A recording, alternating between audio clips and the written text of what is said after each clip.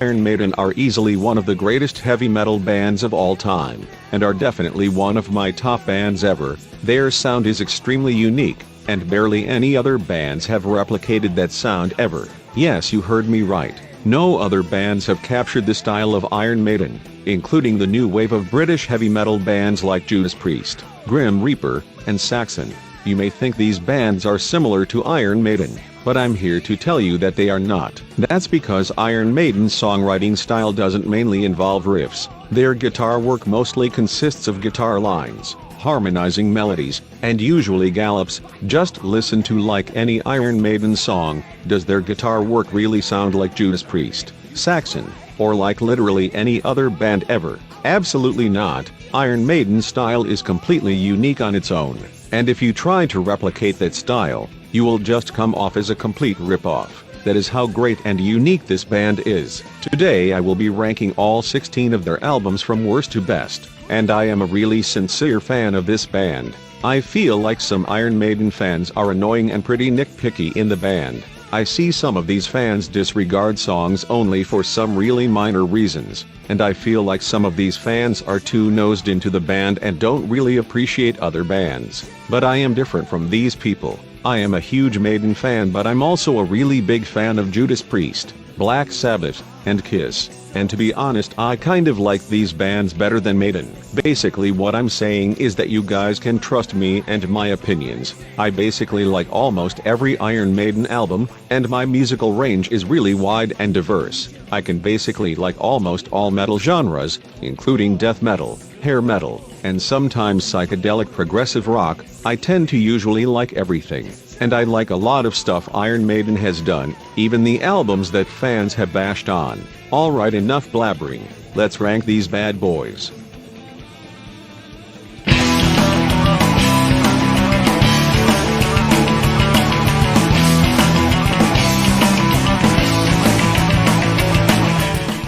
Okay, I will admit, I'm not a huge fan of this album, but I will tell you guys, I do like Blaze Bayley quite a bit.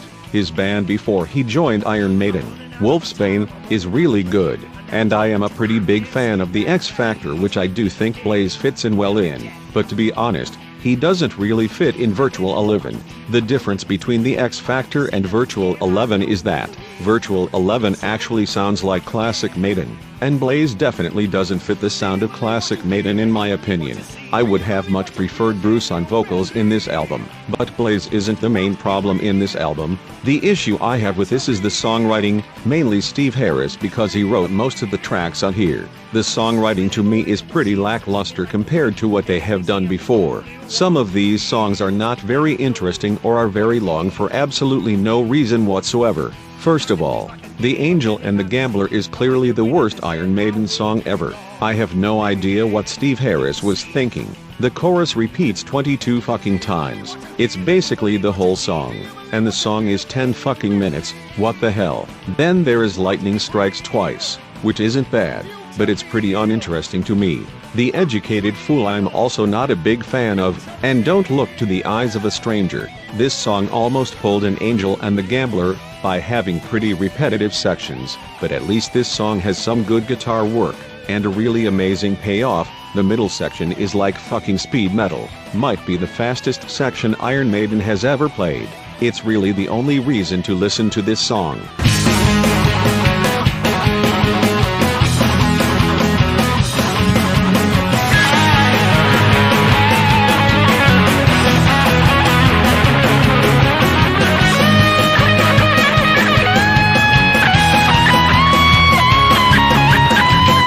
Those songs are pretty much the stinkers of this album, but I pretty much like everything else on here. Future Real is a pretty kick-ass opening track. Como Estes Amigos is a pretty good ballad, but there are two songs I think are absolutely amazing. One of them is When Two Worlds Collide.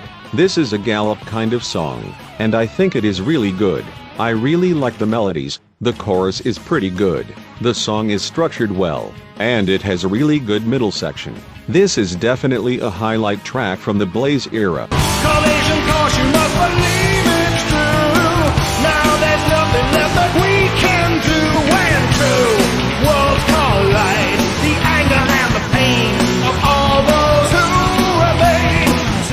the best track on this album is obviously The Klansman. This is easily one of the best songs Iron Maiden has ever wrote, but I will say, Blaze doesn't really fit this song. I recommend you check out the 2001 Rock in Rio version, with Bruce Dickinson on vocals. That version is way better, and this song is definitely meant for Bruce to sing. This song has the perfect song structure for an Iron Maiden epic. It has a really badass chorus, and amazing sections throughout. This song is a must listen, especially the Rock in Rio version.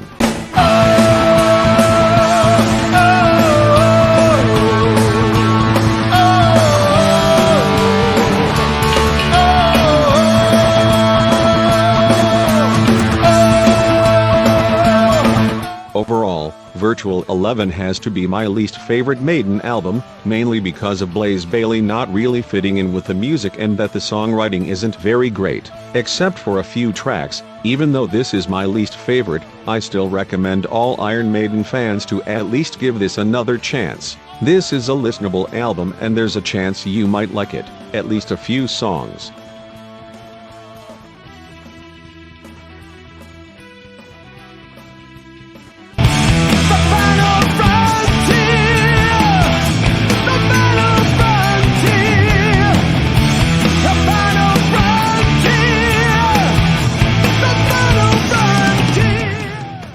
I also don't think this album is very strong in the Iron Maiden discography, but I will say, I do like how this album sounds, I do like the production, and I like the theme they were going for here, but to me this album has some major issues, one of them being Bruce Dickinson. At this point he really cannot sing in his high register anymore, and every time he does, which is a lot in this album, it doesn't really sound good.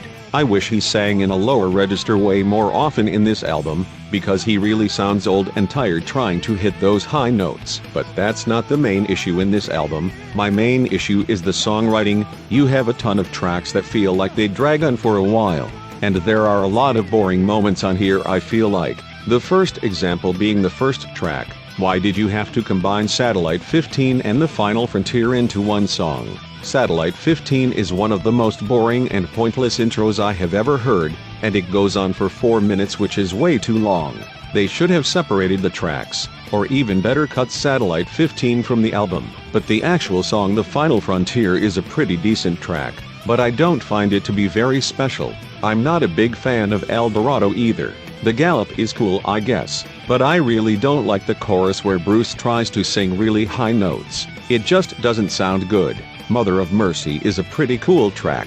I do like the melodies, but yet again, I don't like Bruce's singing in the chorus, but it's a cool song. Coming Home is a pretty good ballad, but it doesn't reach me like some of Iron Maiden's other ballads. The Alchemist is one of the great songs from this album to me. It's really up-tempo and Bruce does a pretty good performance singing in his lower range. The melodies are also great, and the solo in the middle is pretty amazing. This is definitely a highlight track from this album. My dreams of them but my frozen queen will come to pass. Know me, the major I am Dr. D, and this is my house. But then, we get to the second half of this album, which is all epics. All of these tracks are over 7 minutes, and this is really where the songwriting takes its toll. You have Isle of Avalon, which is probably the worst song on this album, and I find it to be one of Maiden's worst tracks. There is a 3-minute intro, which isn't very interesting, and the verse and chorus of this song I'm not really a fan of. This song also doesn't have a good payoff. If you think it starts to go somewhere, it just plays the intro and the verse and chorus over again. I don't find this song interesting at all, and it shouldn't be 9 minutes long. Then there is Star Blind, which is a pretty good song. It doesn't feel like it drags on, but this song doesn't really reach me as much. And then When the Wild Wind Blows, I do like the intro and the main verse of the song. It does sound really cool and epic, but the song doesn't really have a good payoff. There are some good solos, but after that the song just gets really boring and repetitive to me. It should have had a nasty breakdown section like in other epics like Sign of the Cross and Dance of Death. Even though I did bash on this album quite a bit, it still has its epic moments. I do like the theme of this album, and when the songwriting is at its prime, that's when this album is amazing and epic. Out of those 5 epic songs in the second half, I find 2 of them to be really amazing. The first one is The Man Who Would Be King. This song has some really great melodies and it's a pretty heavy and fast-paced song. It also has some great soloing. This song is an example of a great epic on this album. Searching for the answer now. It's something that he's managed to avoid up to now. Real conviction that he craves. He needs to find the answer sooner than later. The best song on this album to me would have to be The Talisman. This song is one of Iron Maiden's best epics in my opinion. It has everything that this album should have been. A great epic atmosphere, amazing melodies, and some great songwriting that doesn't feel like it's too long and boring. This song is absolutely amazing. None could imagine what there was to come. No, there's no one going back. No, there's not a second chance. As we strap up to the sword, we pray to God that we won't die. So The Final Frontier would have to be my second least favorite Iron Maiden album, mainly because of its songwriting flaws and Bruce Dickinson's weaker performance. But I do think the approach to this album was good and I do think it has its epic moments. There is a chance you might like this whole album. It's definitely not bad or unlistenable.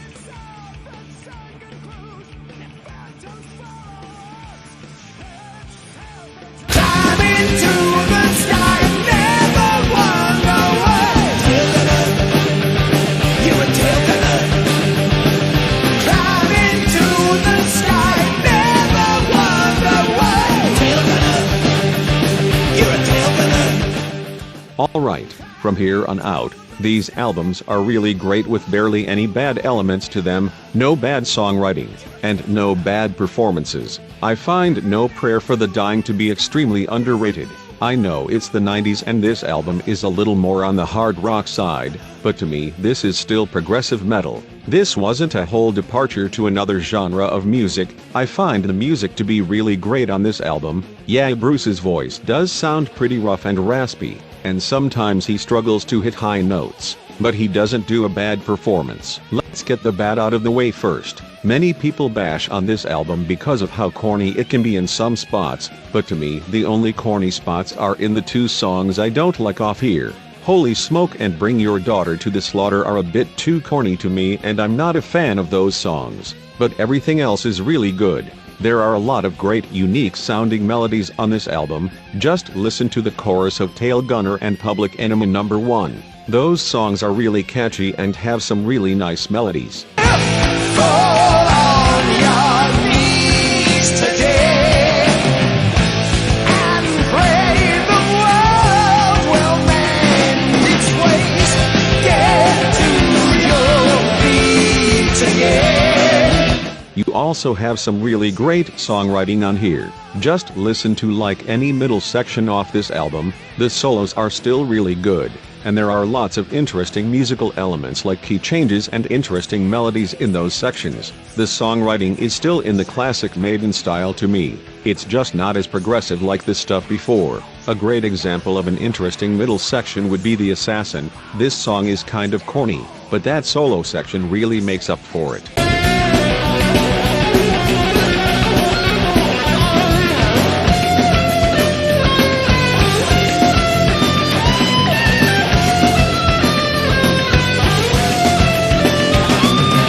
I feel like many fans just only focus on Bruce's singing or the corny stuff on this album, instead of actually paying attention to the music. This is why this album is really underrated. The music is still great on this album. I really like the title track off of here. It's a pretty unique sounding song with great songwriting. Run Silent Run Deep is also really good. Hooks in You may be corny to some people, but I personally like it a lot, and a really unique sounding song would be Fate's Warning. This song sounds like it would have fit on Seventh Son. It sounds pretty similar to that album. Being the devil, I'll be in him. You can count on just one thing. When the time is up, you know not just one power runs the show. But But my favorite song off here would have to be Mother Russia. This song is really theatrical and epic, even though it's only 5 minutes. But it definitely feels like an Iron Maiden epic. If you don't like this album, you at least need to check this song out. It's way different from the rest of the songs on here.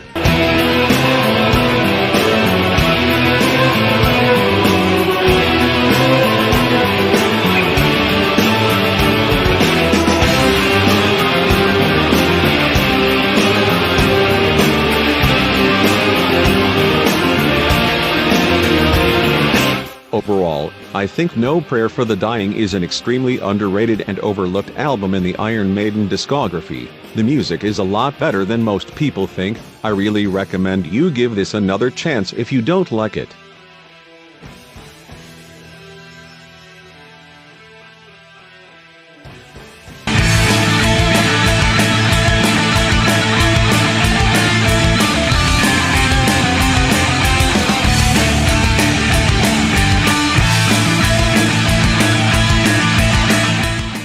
Even though this album is pretty low on my list, I love this album. I find Dance of Death to also be really underrated. This one isn't talked about as much and I feel like there are some songs that are hidden gems. Now I have seen some fans that have disregarded this album because of the album cover, and I do agree, that album cover looks like a whole bunch of satanic abortions. It's very shitty.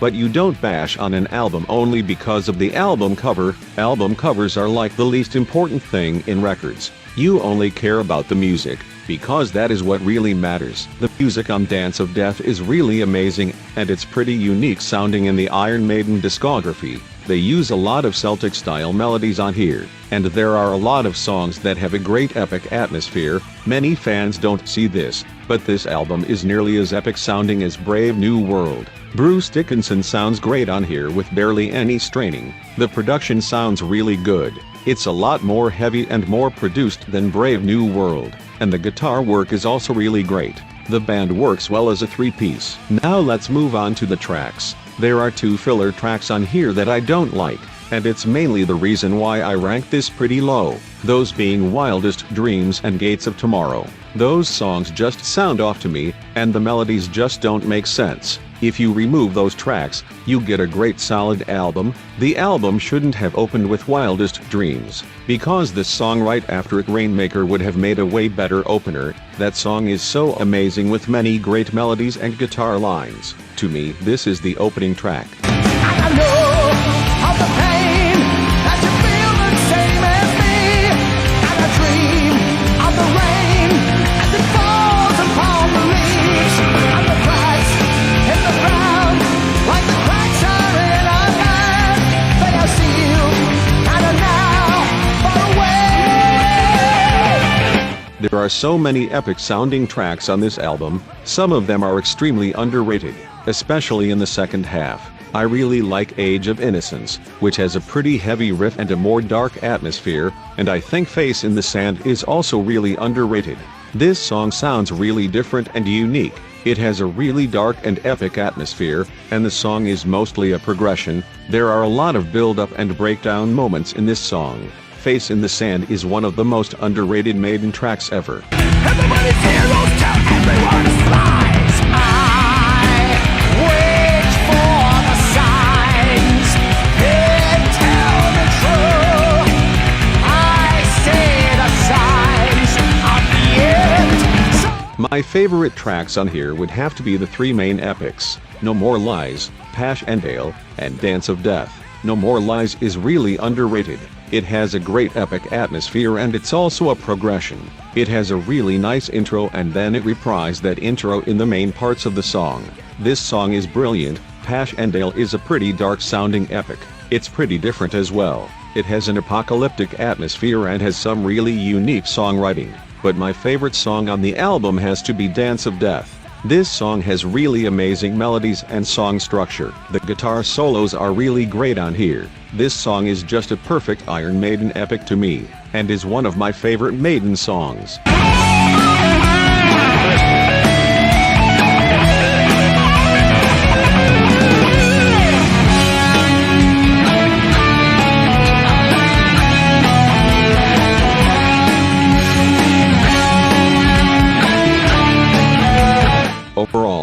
Dance of Death is a really great and underrated album. More fans need to know how great this album is musically. It's only this low on my list because of the 2 filler tracks, and that I just prefer the other albums a tad bit more. But Dance of Death is still really amazing and is one of the most underrated Maiden records.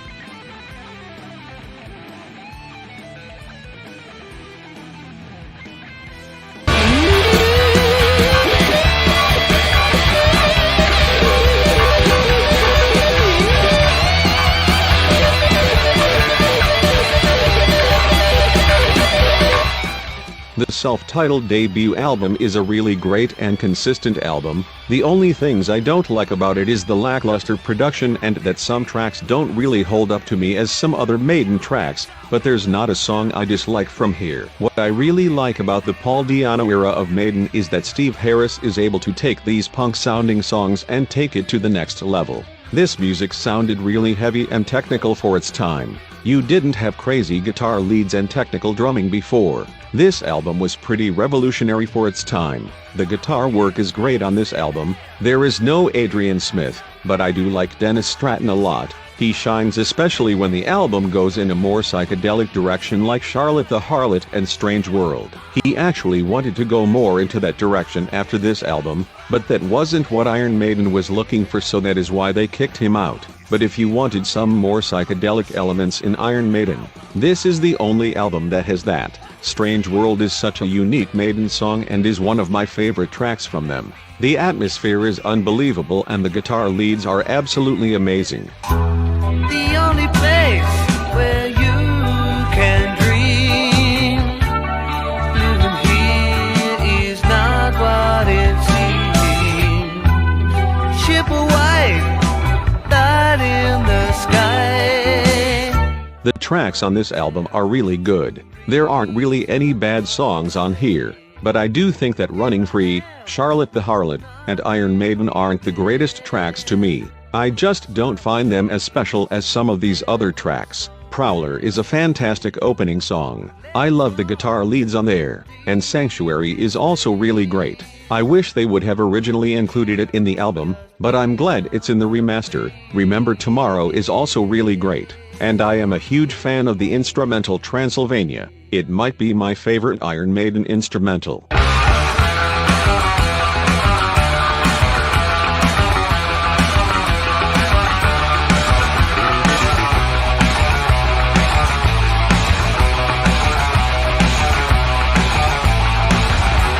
But the best track from this album would have to be Phantom of the Opera. What an epic song this is. There are so many iconic sections and badass guitar lines. The solos are just amazing. This is one of their most influential and best tracks they have ever wrote, right when they were kickstarting their career.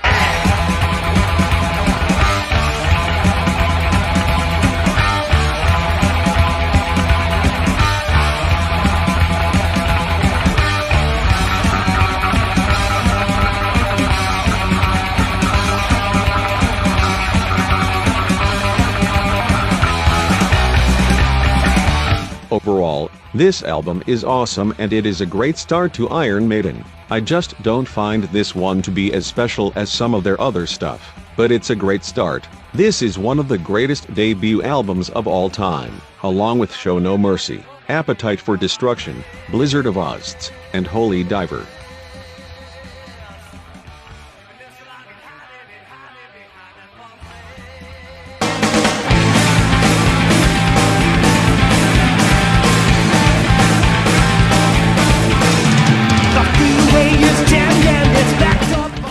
The X Factor is easily the most underrated and underappreciated album in the Iron Maiden discography. This album gets a lot of unnecessary hate. I know this is a Blaze Bayley album and it is the 90s, but this album is way different from Virtual Eleven. This album is really different from what Iron Maiden has ever done. This album is really dark and it's a lot more doomy and heavier in a few places. Iron Maiden were in a dark place at the time and they decided to write darker music. This type of music is what fits Blaze Bayley the best. as he is a more low-range aggressive vocalist. In my opinion, if Bruce Dickinson were singing these songs, it would kind of ruin the darker atmosphere of this album and might come across as a bit goofy. This album is just meant for a vocalist like Blaze, and I think that is why Steve Harris chose him. Many fans bash on this album because of Blaze Bayley, but they ignore the actual music, and for fans that have listened to the music, they would say that this is really boring. But I don't find this album boring. This is a really unique sounding album to me. The music is dark, but there are still some nice melodies on here, especially in the guitar work. There are lots of melodic guitar lines throughout this album, and Blaze is good at singing the main melodies of these songs. There is also some really great and interesting songwriting. Most of these tracks are pretty long, and they don't drag on.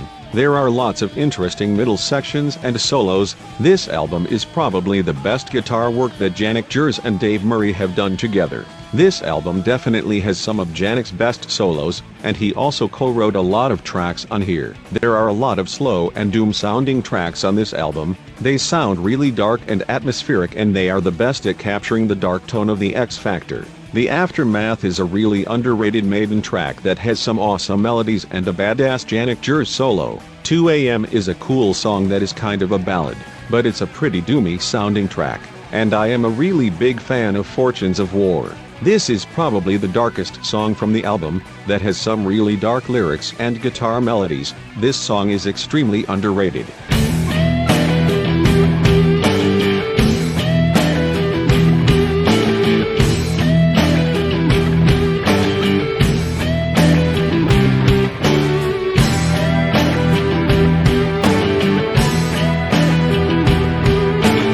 Some other really underrated tracks from this album would be the really melodic Judgment of Heaven. This song has some really nice melodies and guitar lines. The Edge of Darkness is a really cool and dark song with a really badass riff. It kind of sounds like Hallowed Be Thy Name. And I think Blood on the World's Hands is another underrated track. This song is really unique because it has some cool guitar work and rhythms, but it has the only time that Steve Harris does a freaking bass solo. How cool is that? Another reason why you should like this album.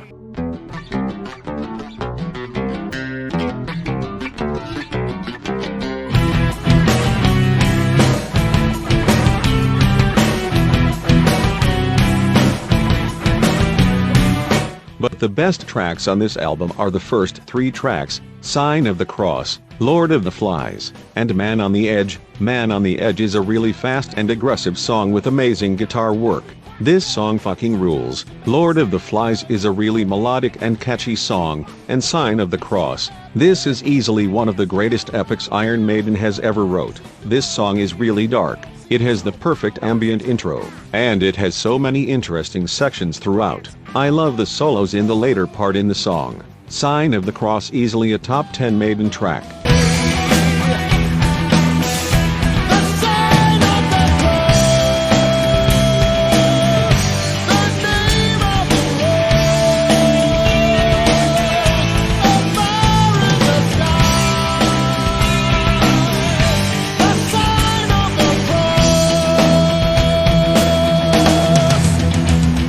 But wait, we still have one more song to talk about, and even to those people who don't like this album, I strongly suggest you check this song out, and that is a B-side track. This is the B-side to Man on the Edge, and is definitely the best Iron Maiden B-side in my opinion. This definitely should have made the album. It would work well as the opening track, and that is the fast and aggressive as fuck Judgment Day. This song is really dark and has amazing vocals from Blaze Bayley, and it has some amazing solos from both Janick and Dave. You must check this song out. What will you say? What will you say on Judgment Day? On Judgment Day! On Judgment Day!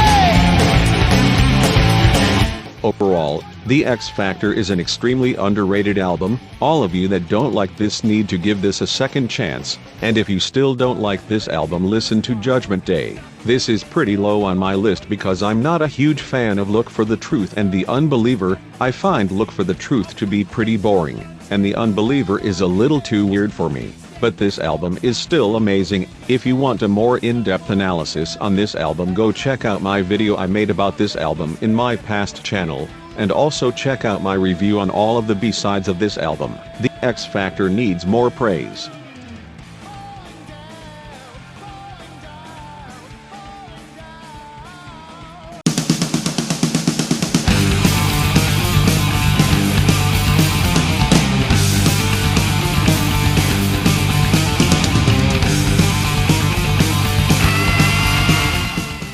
Fear of the Dark is yet another underrated Iron Maiden album, and I consider this one to be the best one from the 90s. This album I feel like gets a lot of unnecessary hate. Many fans only focus on the title track, which is one of Iron Maiden's greatest songs ever, but they ignore everything else, saying it's just filler like No Prayer for the Dying. But yet again, these people don't actually focus on the music. The music is really good on this album, and it sounds pretty unique from the rest of the discography. The production is amazing, it sounds really heavy and dark, and it has one of Nico McBrain's best drum tones. This album musically you get a variety of things, either really dark and spooky sounding stuff, or really melodic stuff. You get a good taste of both in this album. People also say that Bruce's voice is pretty bad, because it still sounds pretty raspy, but his voice fits a lot better on here than in No Prayer for the Dying.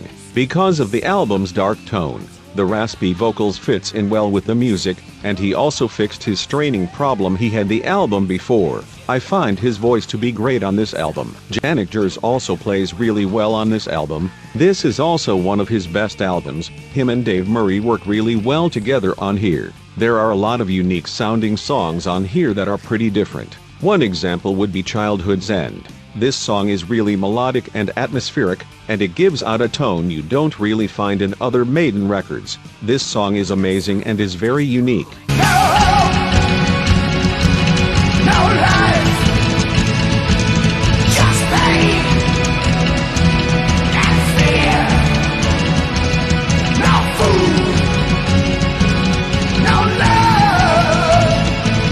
But that is just one of the extremely underrated tracks from this album. There are so many underrated tracks like The Fugitive, the aggressive fast opening track Be Quick or Be Dead, Chains of Misery, Wasting Love, and then there's Judas Be My Guide.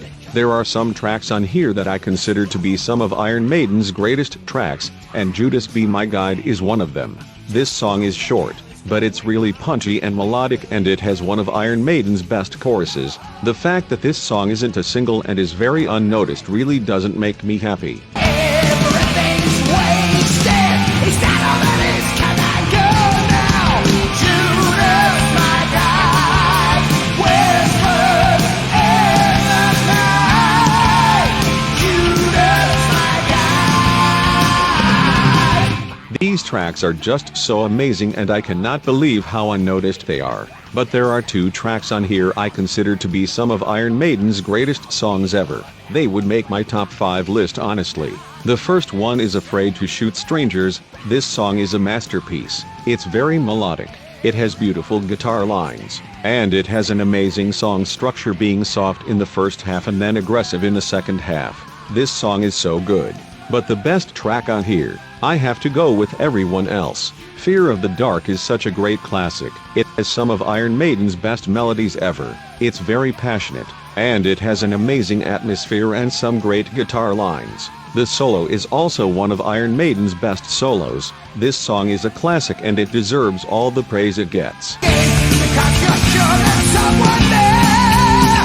Fear of the dark, fear of the dark. I have a constant fear that something's always near. Fear of the dark, fear of the dark. Have a phobia that someone's always there. Even though this album has so many strong tracks, it does have 2 songs that absolutely suck. The Apparition is very boring and repetitive, but it does have a great solo, and Weekend Warrior is really boring with uninteresting melodies and bad songwriting. That song is way too long, but everything else is pretty good. If you want a more detailed analysis on this album, I also made a video reviewing this whole album. Fear of the Dark is very underrated, just like the other 90s albums, and these songs need to get noticed more. There's so much that fans are missing out on.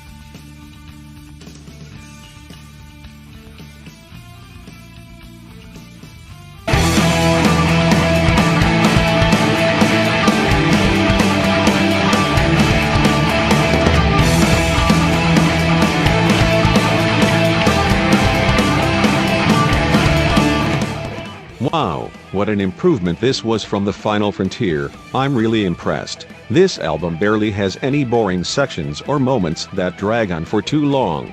And this album is 90 fucking minutes. It's longer than the Final Frontier but has way more interesting moments and payoffs. Honestly, this album flies by fast. It doesn't really feel like 90 minutes to me. There's a lot of interesting stuff and variety in this album. It has some really long epic tracks, and it has some shorter punchier tracks. All 11 of these tracks are over 5 minutes long, but the songwriting is fantastic on here. Bruce Dickinson also does a much better performance on here than the Final Frontier. He doesn't sing high as much. He uses his lower range a lot more and he sounds great. He does strain when he sings high, but it doesn't happen often, so it isn't bad. The guitar work is also really great.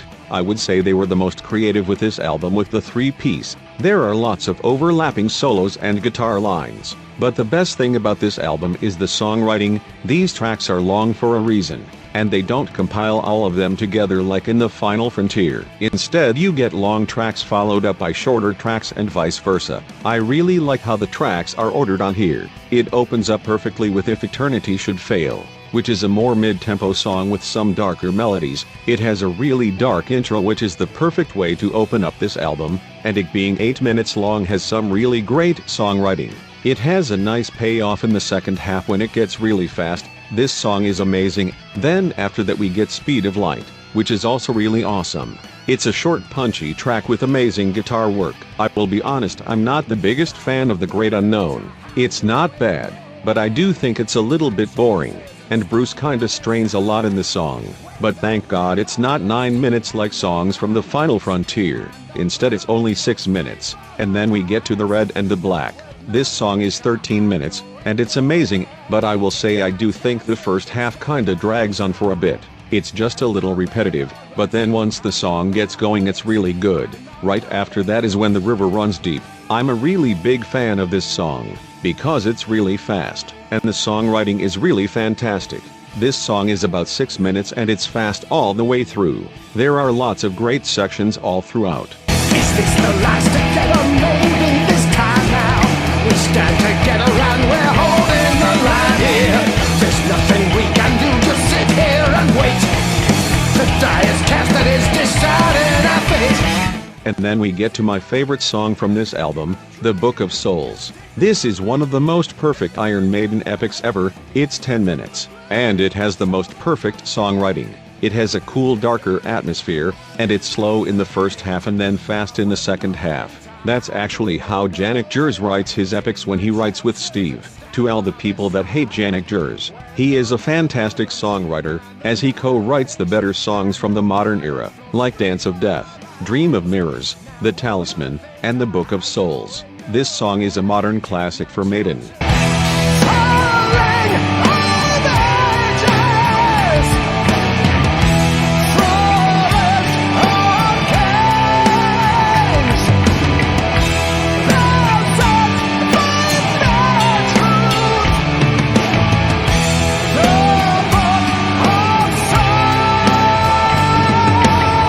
That's only the first half of this album. The second half opens up with Death or Glory, which is a great fast-paced track. Shadows of the Valley is extremely underrated.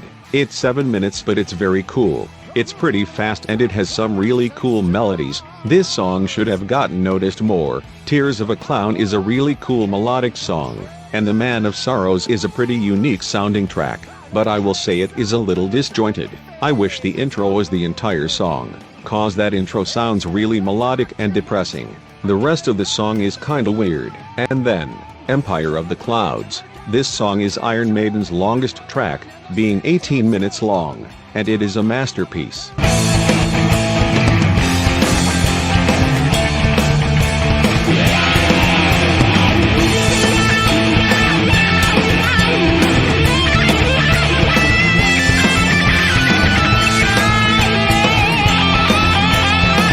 Overall, The Book of Souls is a really solid and consistent album with amazing epic tracks and having lots of variety to it. This was a great return to form, and I hope they keep this up. Only Iron Maiden could make a 90-minute album feel shorter.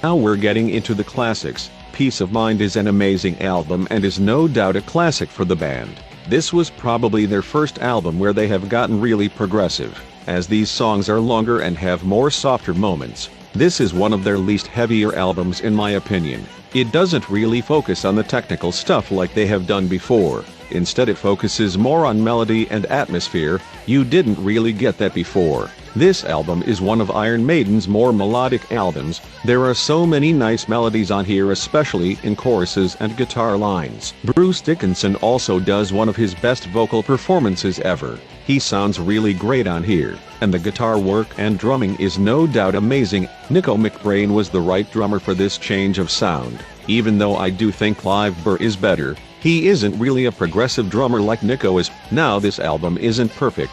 There's one song on here that I cannot stand. You know what I'm talking about. Quest for Fire. This song doesn't sound like the rest of the tracks on here. It's just lazily written, and the melodies kinda suck. But everything else on here is fantastic. The album opens up with Where Eagles Dare, which is a kick-ass progressive opening track. It's not as aggressive as songs like Aces High and Moonchild, but it still has some great melodies and progressive elements. Revelations is one of my favorite tracks on here. This song is pretty soft and progressive, but the melodies sound amazing. I love the guitar work and bass playing, and I love how this song was written. It has so many sections. I absolutely love this song.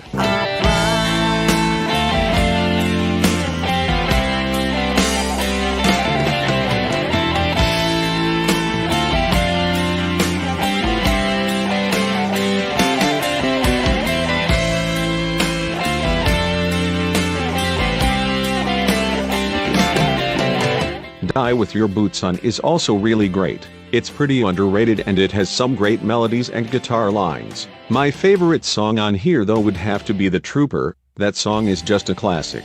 I don't think I'll ever get sick of it. The guitar work is just phenomenal. And then after that is also one of my favorite songs on here. Still Life is so amazing. It's very melodic and has a great atmosphere. I absolutely love everything about this song.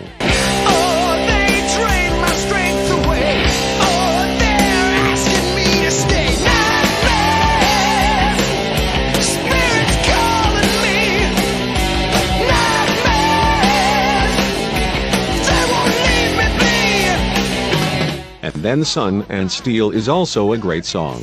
But I really love the closing epic To Tame a Land. This is one of my favorite Iron Maiden epics. There are lots of unique musical elements in this song. It's really melodic and atmospheric, and especially in the second half it has tons of instrumental sections. This song is amazing.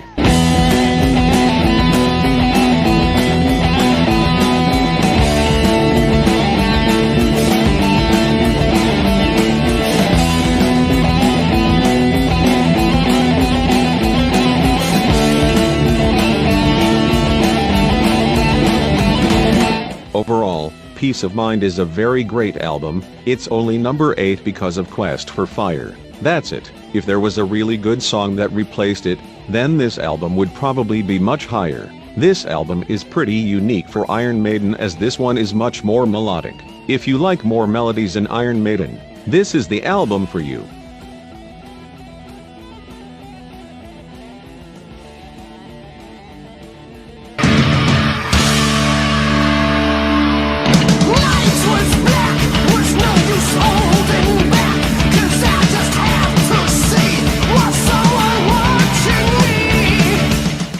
The Number of the Beast is also a very classic album. Many people give this album lots of high regards, and people consider this the defining album of the heavy metal genre. I kinda agree. It definitely influenced metal a lot, but I would say Powerslave is a more accurate interpretation of heavy metal. But I see why people love this album so much. It's really punchy and aggressive, and straight to the point. In my opinion, this album has Bruce Dickinson's best vocal performance, back when he was young and his voice was fresh and new. The only reason I prefer this album over Peace of Mind is because I like every song. Yeah, Invaders and The Prisoner are a little bit corny and too melodic for how aggressive they are, but they are still good songs, and Gangland is a pretty great song. People only bash on it because it replaced Total Eclipse from making the album. I do think Total Eclipse is a better song. but it doesn't really fit on Number of the Beast. Gangland is more suited for the raw aggressive tone of the album. I would say Total Eclipse would fit better on Peace of Mind, because it is a really melodic and unique song. I really like the melodies and song structure on Total Eclipse. It's much more unique from anything they have done before.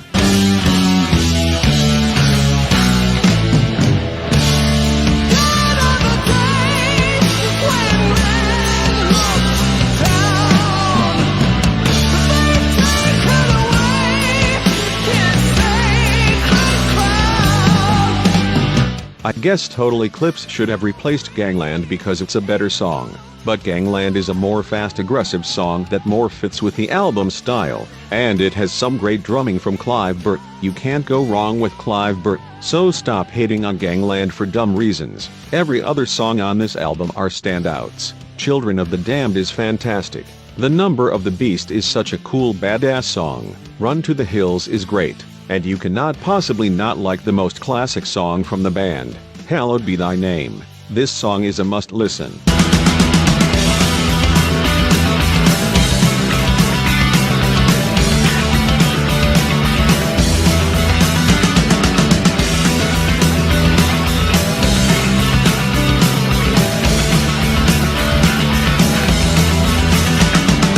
But guess what? There is a song I like better than Hallowed Be Thy Name on this album. My favorite song has to be 22 Acacia Avenue. The songwriting in this song is insane.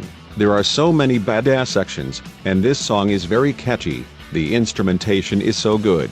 I wish fans would praise this song as much as the hits from this album.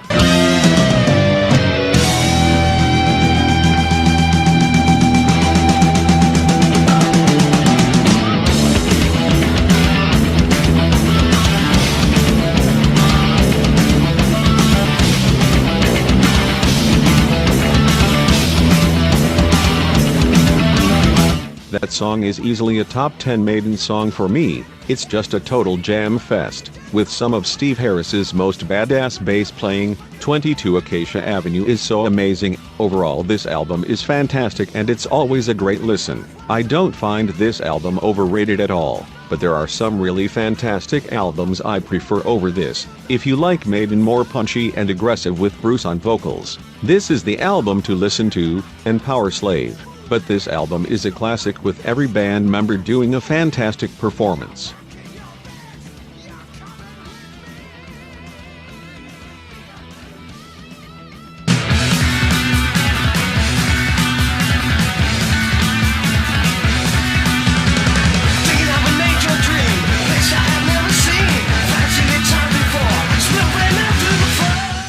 From here on out, these 6 albums are what I consider to be masterpieces. Every song kicks ass, no filler, the whole entire album rules. I am a really big fan of Killers. If you like really punchy, aggressive, hardcore punk influenced metal, you will love Killers. The tracks on here are short, punchy, and are densely packed full of technical instrumentation. I prefer this album over the debut album because I love every song. It's more heavy, technical, and has much better production. I just love how this album sounds. You don't really get this in other Maiden albums. This album easily has Clive Burr's best drumming, and you get a ton of great riffs from Adrian Smith and Dave Murray. Steve Harris also shreds all over the place on here. The bass is really loud. You cannot avoid it. Paul Di'Anno also sings really well on here. This lineup was one of their best lineups. There are 10 tracks on here. Yes, including Twilight Zone. You cannot have this album if it doesn't have Twilight Zone. And all of them are fantastic. Wrathchild is a perfect opener. Murders in the Rue Morgue is really catchy. Genghis Khan is a great instrumental. Innocent Exile was the first song Steve Harris wrote, and it's full of him shredding. My favorite tracks though are the more aggressive and densely packed ones. One of them is Purgatory. This song is so fast and hardcore, and it has some great melodies. You must listen to this song.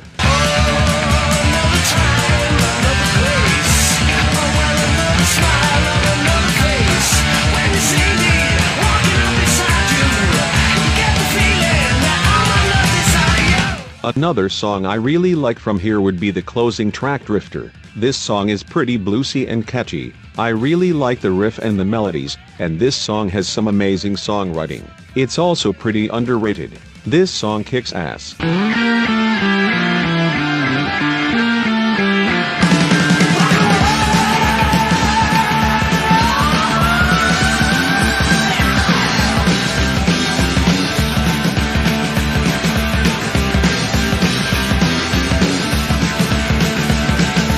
My favorite song on this album would have to be Killers. This song is so fucking amazing, it's pretty fast and it has a crazy riff. It's almost speed metal. This song has the most badass verse and chorus, and it has some really great songwriting.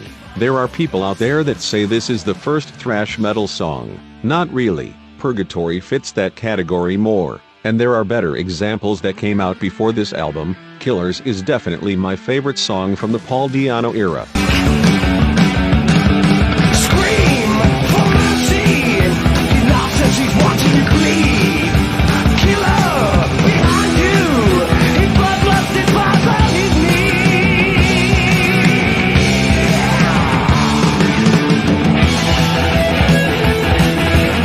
Overall, Killers is a masterpiece. It has no weak points whatsoever. Every song is amazing. This album is the best Maiden album for extreme metal fans wanting to get into Maiden. I consider this one to be their heaviest and most technical. And if you aren't a fan of Maiden, especially the Bruce Dickinson era, you will probably like this album. Killers is a fantastic album and is for people that want something punchy and straight to the point.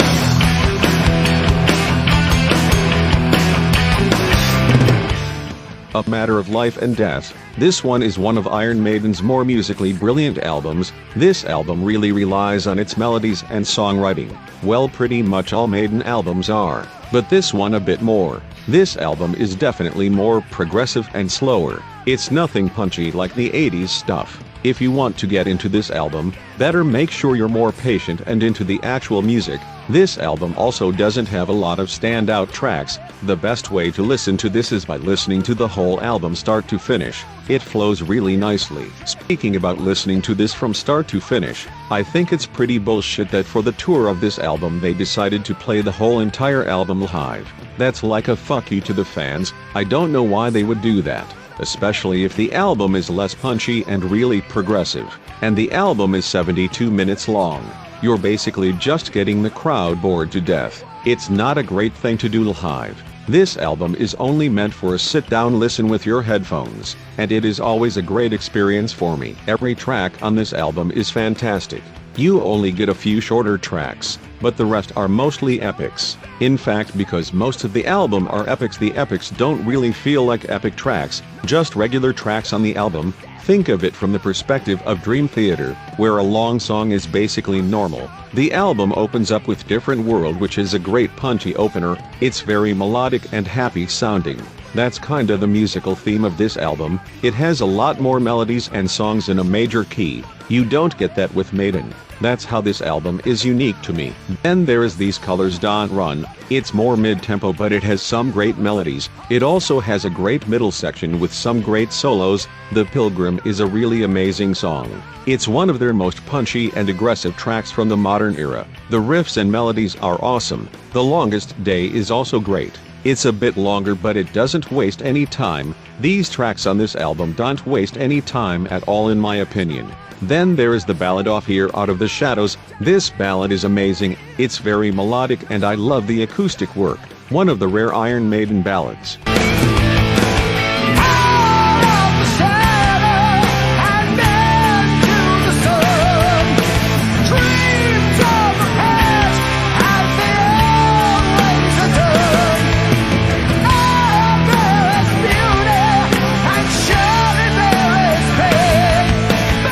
After that we get to one of my favorite tracks off this album, and one of the most badass sounding Iron Maiden songs, The Reincarnation of Benjamin Brieg. This is one of the more darker sounding tracks off here. It's pretty slow and heavy. I absolutely love that riff. The melodies sound badass as fuck, and I absolutely love that middle section. This song is a must listen if you are listening to this album. It's a nice change of pace from the other tracks. Should these curses be laid upon me, I won't be forgiven till I can break free. What did I do to deserve all this guilt? Pay for my sins with the sale of my sin. After that amazing track, we get to the longest track from the album at 9 minutes, For the Greater Good of God. This is a pretty cool epic. It's kinda similar to The Longest Day, but maybe a bit more interesting. This song is cool. Lord of Light is fantastic. It's pretty fast and has some great vocals from Bruce. He sounds pretty great on this album. This is the last album where he still had his high register. After this it's totally gone. The final track, The Legacy, is a pretty cool song. I like the intro and main parts of the song, and then it goes pretty fast in the second half, just like most Janek Jur's epics. He's a great songwriter. My favorite song off this album would have to be Brighter Than a Thousand Suns. How badass is this epic? It's pretty dark and heavy, with some great vocals and guitar playing, and the middle section is fantastic. There are so many interesting parts. This song is brilliant and is one of their best epics.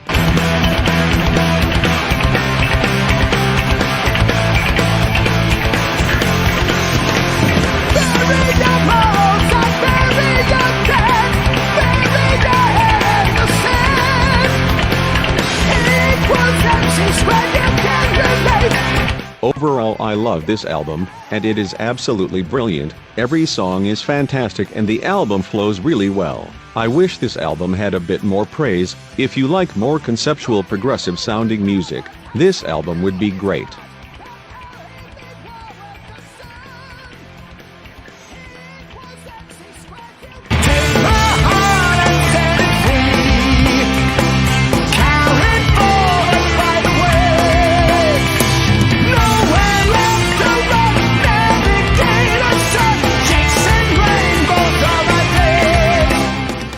Brave New World. I fucking love this album. This might be the greatest comeback in the history of heavy metal, right at the year 2000, and being one of the strongest albums Maiden has ever put out. This album is really strong. Bruce Dickinson's voice is back to form after sounding a bit washed up in the 90s. It sounds a lot more fresh on here. The production sounds pretty raw, but it also sounds fresh and amazing. You may think this album is a return to form from the 80s. It is, but it's pretty different from the 80s albums. This one is a lot more progressive and musical. Most tracks are a lot longer on here, and there are more softer moments, but this album is one of the most epic sounding albums Maiden has ever put out. The melodies are so amazing and uplifting on here. It didn't really sound like this before, and the guitar work on here is absolutely phenomenal. The three-piece works really well on here. Yes, Janek Jurz contributes a lot on this album and he sounds great. Every track on here is fucking amazing. It's a very consistent album, and it has lots of variety to it, from short punchy tracks to softer longer epics. This album is solid all the way through. The album opens up with The Wicker Man, which is a kick-ass opener. The riff is kinda similar to Running Wild from Judas Priest, but I don't really care, it fits really well with the song. The melodies and solos sound amazing on here, and I really like that final chorus at the very end of the song. Then we get to Ghost of the Navigator, which is a fucking epic as hell song. It's very melodic, and the songwriting is very interesting. It has a lot of verses and choruses. This song is just packed full of melodies and heavier moments. This song is a must listen. Then we get to one of my favorite tracks from this album, Brave New World. This song is very melodic. The melodies are so amazing on here, especially in the chorus, but this song really shines on the solo. The solo played by Janek Jurz sounds so amazing. Most fans won't even believe that's him playing cause it sounds so good.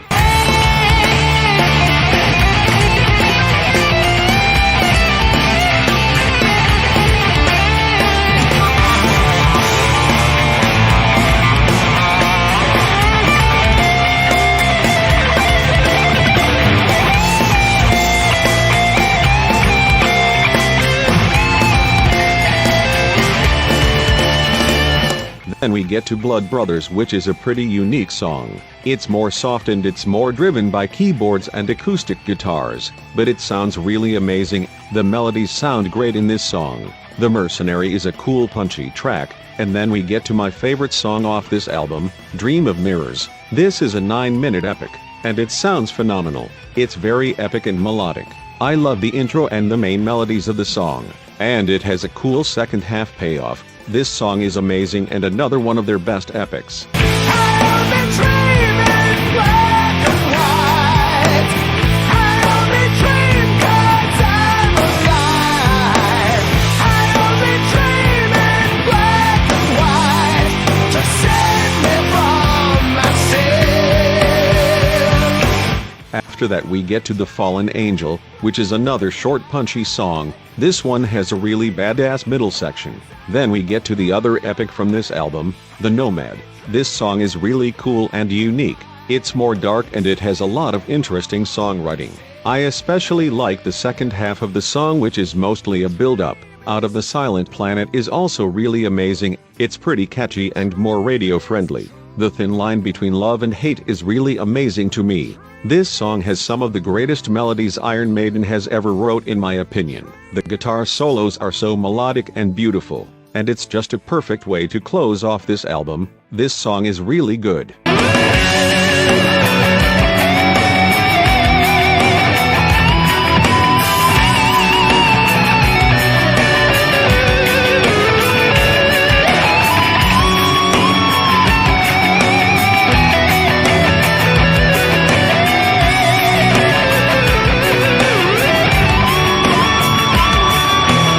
Overall, Brave New World is such an amazing and epic album and is definitely one of the strongest albums Iron Maiden has ever put out. This album really shines on the melodies and songwriting. This whole album is just brilliant.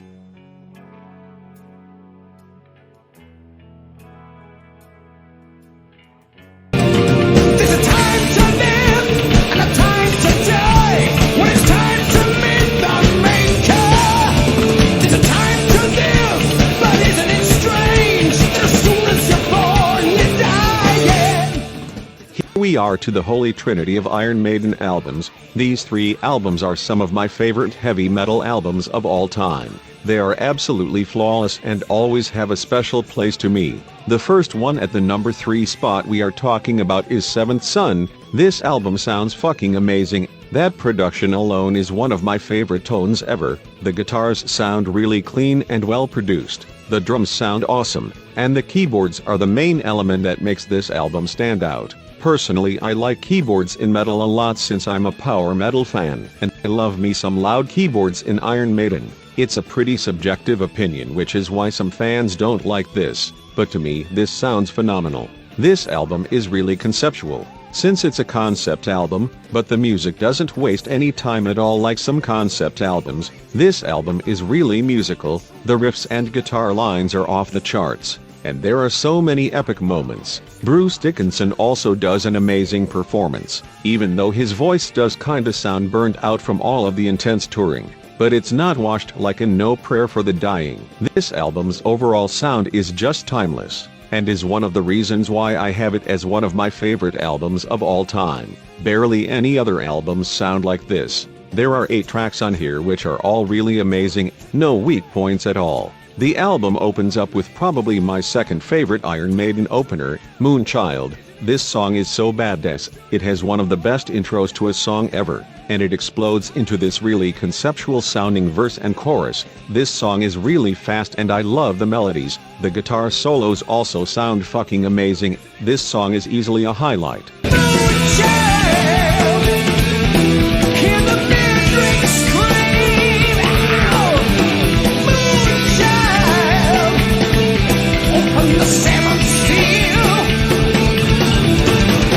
Then we get to my favorite song off this album, Infinite Dreams. This song would easily make my top 10. I love how this song sounds and the way it was structured. It's pretty heavy on the keyboards as it's a more slow and softer song, but it's very melodic and anthemic. I absolutely love that chorus. Steve Harris has some really cool bass lines in this song, and I especially love the second half of the song where it gets a lot faster. I love the riffs and guitar lines in this section. This song is just fucking amazing and it just has to be my favorite song off here.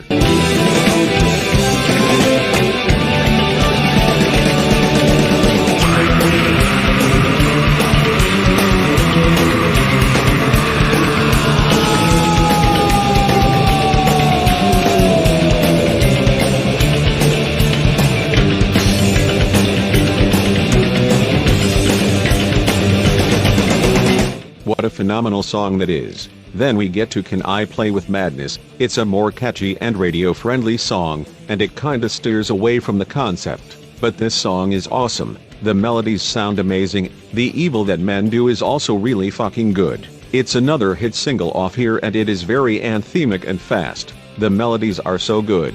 And the solos are amazing. And then we get to the epic off this album, Seventh Son of a Seventh Son. This song is a fucking amazing epic. I love how it was structured. It's pretty mid-tempo and anthemic in the first third. Then the second third is really ambient and atmospheric. It's mostly just a build-up, and it builds up to one of the best payoffs in an Iron Maiden epic ever. The final third of this song is just instrumental goodness. There are tons of solos and guitar lines, and it is really melodic.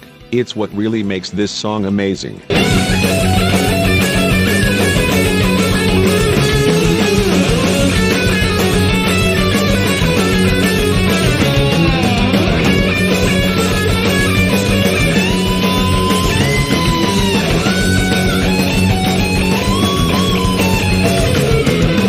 That song is such an amazing epic. Then we get to The Prophecy, which I find to be really underrated. Some fans shit on this song for some reason. I don't get why. This song is really atmospheric and anthemic.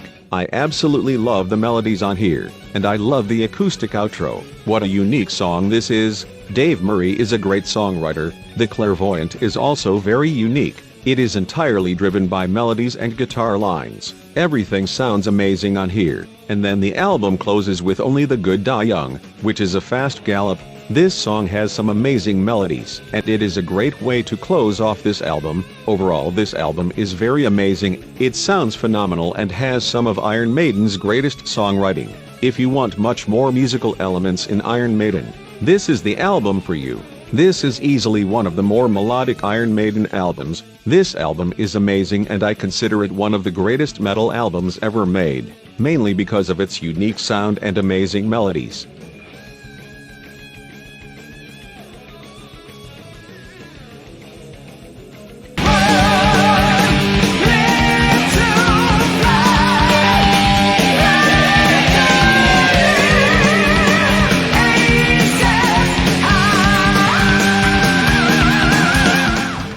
Power Slave is definitely the fan favorite Iron Maiden album. Most people say this is the best one, as it was really successful and memorable. I agree with everything that people say about this album. It's one of my favorite albums of all time. This isn't as musical or atmospheric like Seventh Son or Peace of Mind. Instead, it is a lot more focused on the heavier and more catchy stuff like A Number of the Beast. Only it's a lot better and more consistent. This album is a classic. It doesn't waste any time at all and it has some of the best performances from every band member. Adrian and Dave play some of their best riffs and solos, and Bruce Dickinson does one of his best vocal performances. He sounds outstanding on here. Nico's drumming is fantastic, and Steve Harris shreds all over this album. The bass is really loud on here. The songwriting is amazing on here. It's really heavy and technical like Number of the Beast, but it feels a lot more complete and polished. The catchy moments don't feel disjointed like Invaders and The Prisoner. The music is just 100% perfect on this album. All 8 tracks on here are masterpieces. I love all of these songs and they flow really well on here. This album has a really great flow to it. It never loses momentum. The album opens up with one of Maiden's best openers, Aces High. This song is a classic and I absolutely love it. It's very fast and it has some amazing vocal melodies. The solo is also really great. Then it follows up perfectly with 2 Minutes to Midnight, which is a really catchy song. The main riff is very memorable, and the chorus is awesome. This song is amazing. Then we follow up with the instrumental, Lost for Words. I really like this instrumental. It's full of really catchy riffs and guitar lines, and I love the groove of the song. I love this instrumental. Then we get to Flash of the Blade.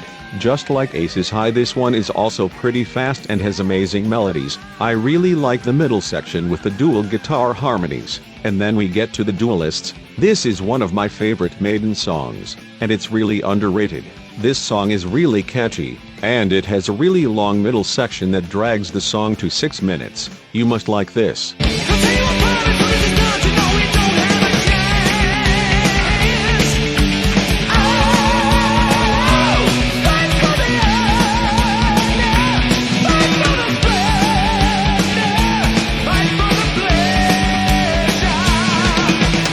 After that we get to Back in the Village, which is also pretty underrated.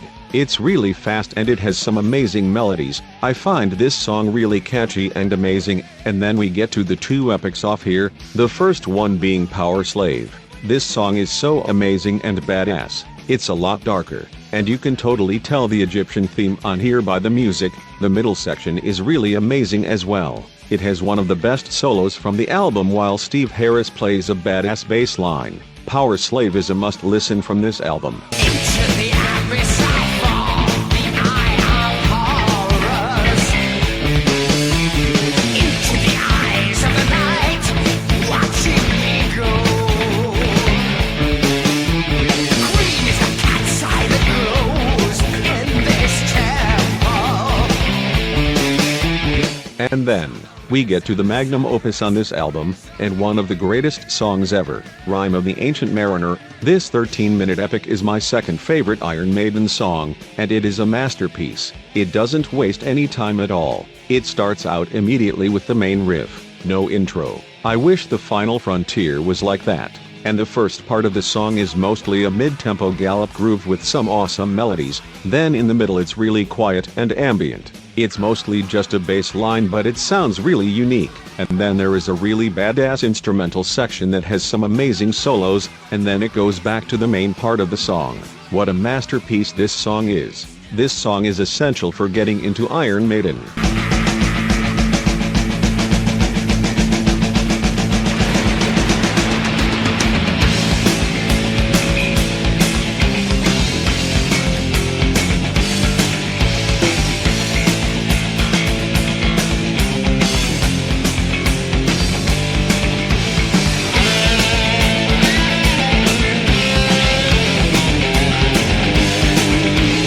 Overall, Power Slave is easily a masterpiece and is one of the greatest metal albums of all time. This album is very consistent and it never loses momentum. Every track is punchy and doesn't waste any time. This is an essential album for heavy metal.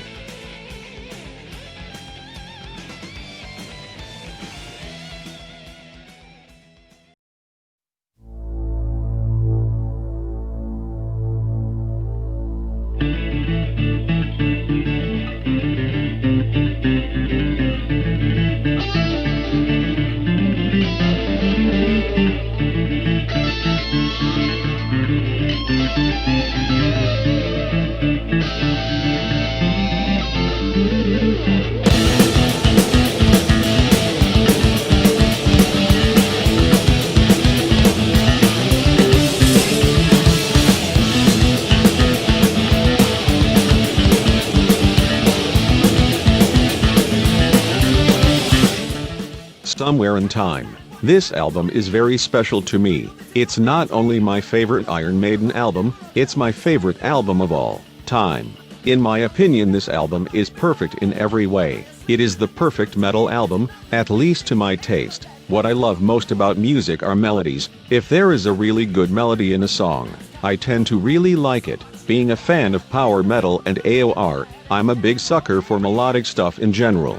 This album to me has the perfect melodies. Everything is very melodic on here. When it comes to guitar riffs, vocal melodies, and solos, the melodies on here just really connect with me on a level that most metal albums don't have. I love every single second of this album. I also think this album is perfect in its songwriting. There are a ton of longer tracks and these songs feel totally perfect for their run time. This is also perfect in guitar work, drumming, bass playing, vocals, and production.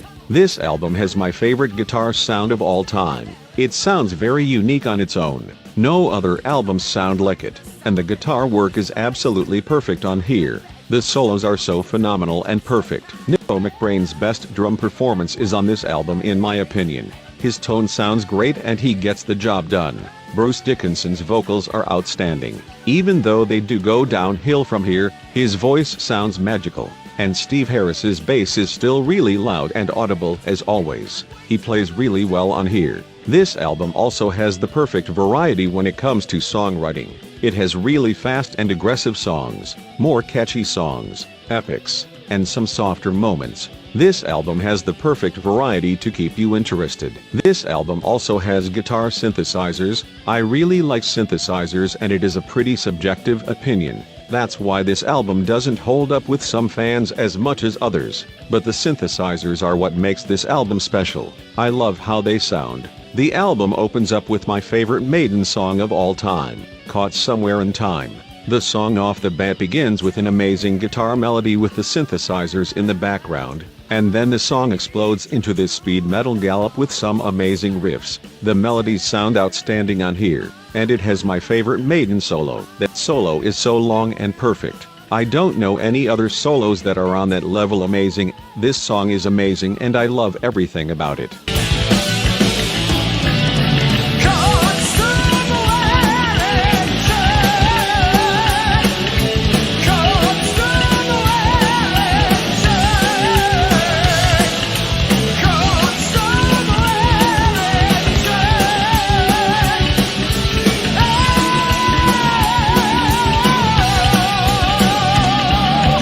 And then, the album follows up perfectly with Wasted Years, one of their most catchy songs. The intro riff is very memorable and it sounds amazing, and the whole song is very melodic and catchy. Praise Adrian Smith for his outstanding songwriting.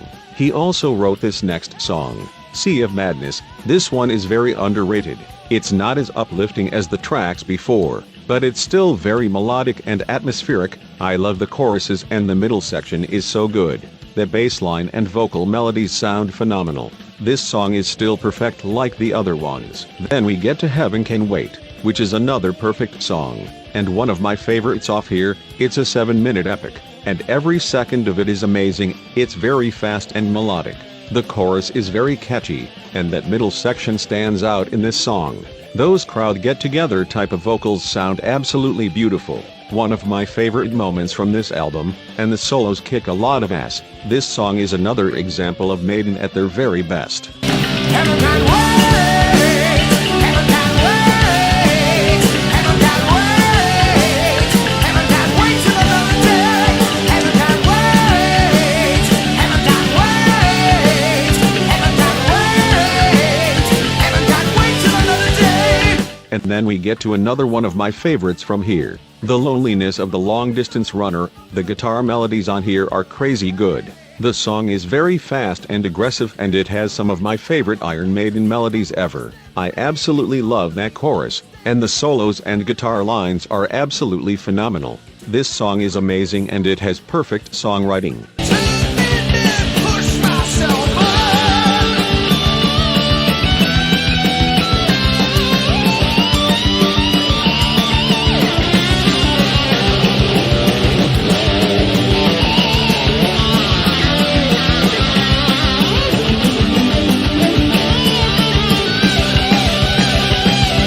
What an amazing and underrated song that is. And then we move on to Stranger in a Strange Land, another outstanding song. It's more mid-tempo and a bit softer, but the melodies still are amazing. I really love the more ambient middle section with the guitar lines. That's an amazing section. We then move on to Deja Vu, which is pretty unique. It's pretty fast, but the riffs and melodies sound really melodic.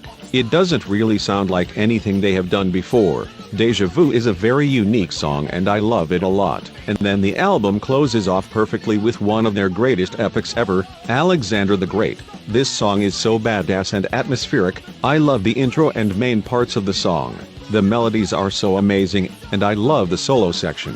One of the greatest sections in Iron Maiden. This song is absolutely perfect. Overall, this album is perfect. It has everything I love about heavy metal. Amazing melodies, heavy riffs, outstanding solos, amazing vocals, perfect production, and variety. Every good thing comes together on here, and that's why it's my favorite album of all time.